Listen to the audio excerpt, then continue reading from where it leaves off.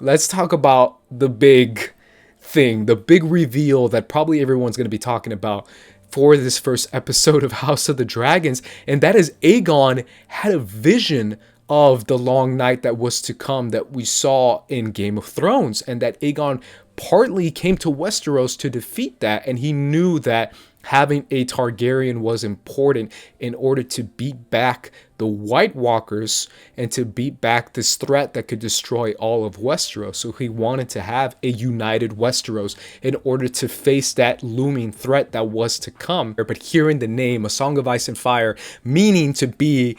a vision that is to happen that we already saw in Game of Thrones, is something that is huge. Having that officially confirmed to be a vision that is passed down from king to king, from Targaryen to Targaryen, the importance of having dragons around in order to face off against this threat is part of why the Targaryens want to rule. That's